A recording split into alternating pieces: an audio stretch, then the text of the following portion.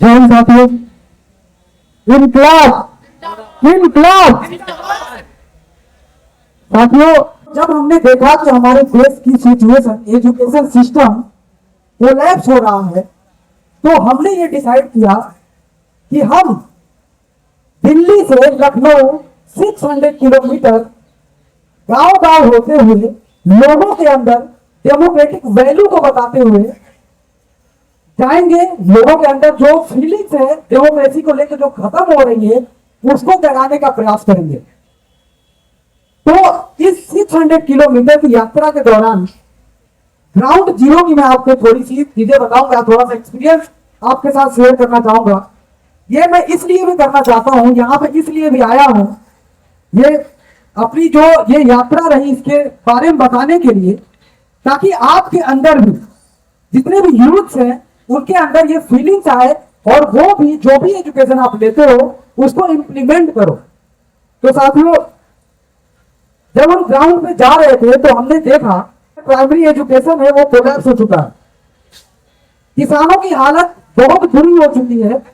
वो अब एजुकेशन से वो भाग रहे हैं। जब उनसे बात की तो वो ये कह रहे हैं कि हम पढ़ना ही नहीं चाहते। उनके अंदर पढ़ाई का मोह जो है वो भंग होता जा रहा है, खत्म होता जा रहा है, क्योंकि उनको ये विश्वास होने लगा है कि मैं चाहे जितना स्ट्रगल कर लूं मुझे जॉब नहीं मिलेगा, मुझे सफलता नहीं मिलेगी।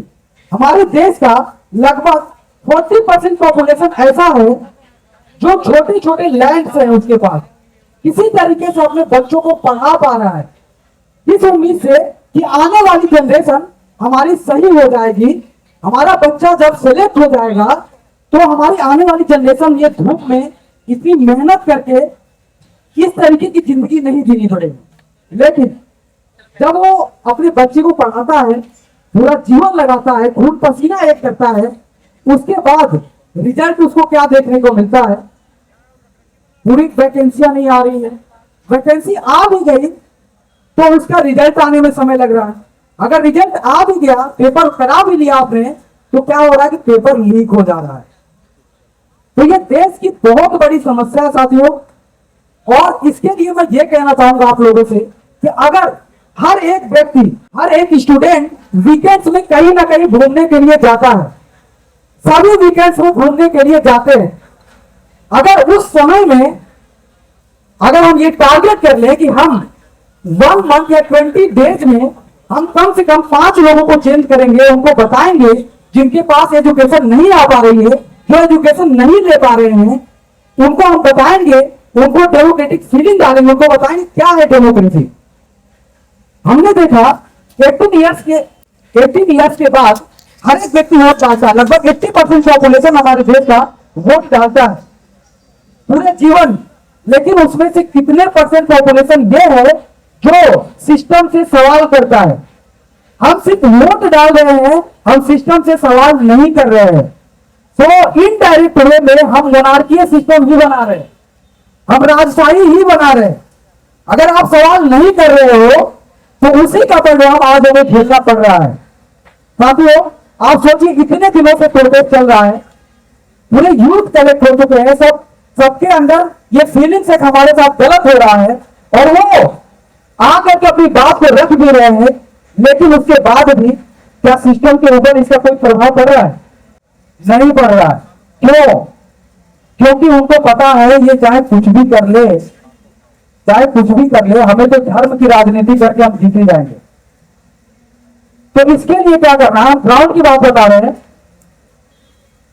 धार्मिक कट्टरता हमारे देश में कहीं भी नहीं है। हम जब यात्रा कर रहे थे तो हमने ऐसा देखा कि जितने भी मुस्लिम्स हैं उनके जो सगे दोस्त हैं, 70% उनके जो फ्रेंड्स हैं वो हिंदू हैं। उनके साथ उठना बैठना, उनके घरों में खाना, उनके साथ लाइफ है उनकी।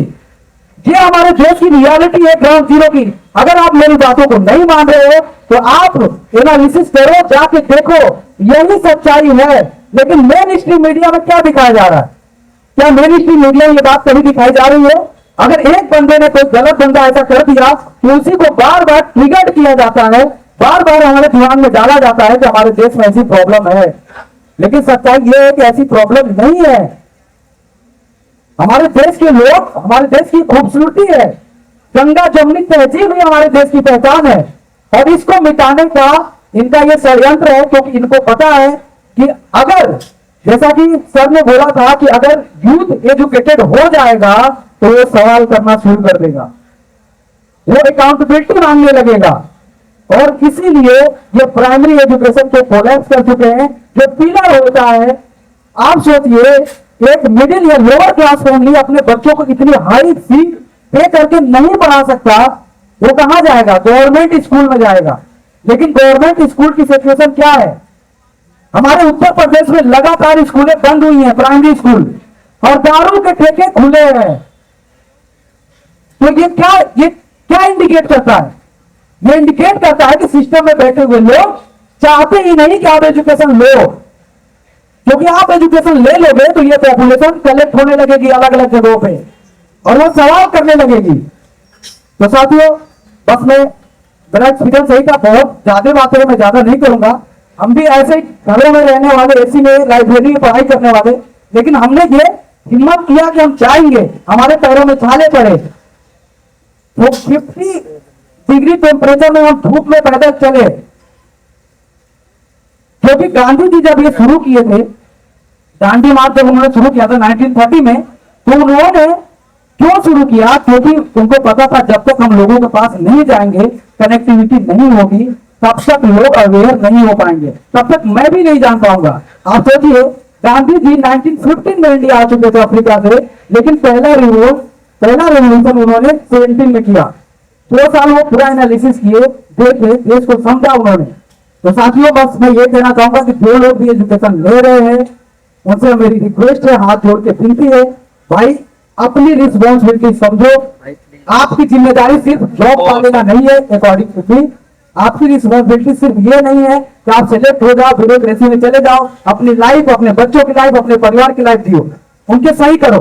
आपकी जिम्मेदारी है, पूरा देश है।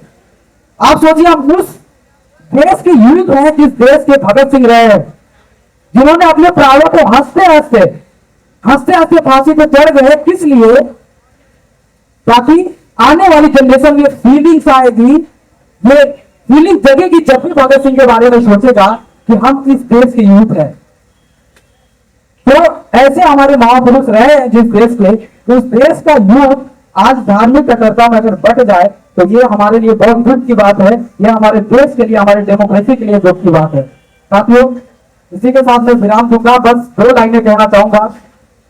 वो खून कहो किस मतलब का जिसमें उबाल का नाम नहीं, वो खून कहो किस मतलब का जिसमें उबाल का नाम नहीं, वो खून कहो किस मतलब का जो आ सके देश के काम नहीं। जय हिंद, जय भारत, भारत माता की, भारत माता की जय। इनकलाब जिंदाबाद, इनकलाब जिंदाबाद, इनकलाब जिंदाबाद, सलमान प्रधान जिंदाबाद, सलमान प्रधान। जय हिंद साथियों। बहुत बहुत धन्यवाद। जोरदार तालियां हो जाए सर के लिए। इन्होंने 600 किलोमीटर पैदल यात्रा की थी भ्रष्टाचार के खिलाफ लोगों को अवेयर करने के लिए। एक बार फिर से जोरदार तालियां हो जाए सर के लिए।